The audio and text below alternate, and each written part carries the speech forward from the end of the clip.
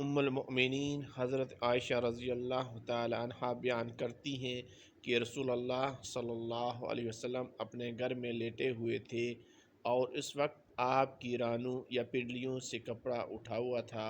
ابو بکر رضی اللہ تعالی عنہ نے اندر آنے کی اجازت طلب کی تو انہیں اجازت دے دی گئی اور آپ سلم اسی حالت میں رہے۔ انہوں نے بات چیت کی، پھر عمر رضی اللہ تعالی عنہ نے اندر آنے کی اجازت طلب کی تو آپ سلم نے انہیں بھی اجازت دے دی اور آپ اسی حالت میں رہے۔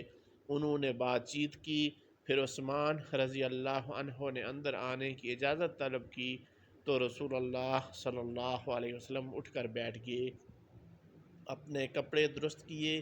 جب وہ آپ صلی اللہ علیہ وسلم کے پاس سے اٹھ کر چلے گئے تو عائشہ رضی اللہ تعالی عنہا نے عرض کیا، ابو بکر رضی اللہ آئے تو آپ نے ان کی خاطر کوئی حرکت نہ کی اور نہ کوئی پرواہ کی۔ پھر عمر رضی اللہ تعالی عنہ تشریف لائے تو آپ نے ان کی خاطر نہ کوئی حرکت کی نہ کوئی پرواہ کی۔ پھر عثمان رضی اللہ عنہ تشریف لائے تو آپ اٹھ کر بیٹھ گئے اور اپنے کپڑے درست کیے۔ کیا معاملہ ہے؟ آپ صلی اللہ علیہ وسلم نے فرمایا، کیا میں اس شخص سے حیا نہ کروں جس سے فرشتے بھی حیا کرتے ہیں؟